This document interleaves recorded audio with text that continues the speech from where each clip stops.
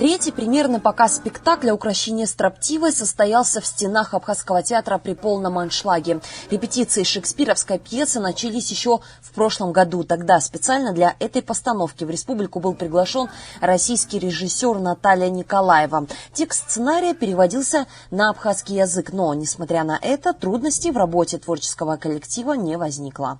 نتكرهون بيعرف بخزر ريجيسور وصلت صحويد دارت زي ما نشان سكان خالص حوزر دارت زي ما نشان وصلت صورة يرسكليجت شيء دارت بزين دريدر قليد لزنيش بزين يحلتوز يحلحوز زيجي يخنز حلشوز قلت غالنا نسحر حزانات ويوب يحدرتو نحق زر بيخنز حلشوز نحق زيد. История шекспировской пьесы рассказывает о взаимоотношениях мужчины и женщины, а точнее, как говорит само за себя название, о том, как же укротить строптивую представительницу слабого пола. В этой главной роли для зрителей предстала только начинающая актриса, студентка 3-го курса Абхазского университета. Ира роль янсыдыргылыз абхаз шонабарта ашизыгызара конхамазома наси хая игохоя налага даразшо салагит.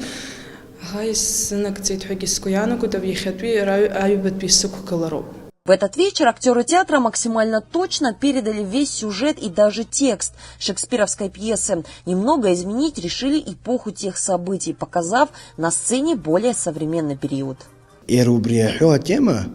وسخن بيام تجي يخد بيام تجي وتست بيام تجي يزوج شو بيزبنزر و خادزي يبحثي ريز قزا شو خادزي يبحث ريز قزا شو ينمت زو تيزمام عم تدود زغو حبخ أجي بريا تيما يراك ونزحن وس принцип لحزمني زيد. Полный зрительный зал, восторженные овации, как яркое подтверждение тому, что в копилке молодежного театра еще одна победа.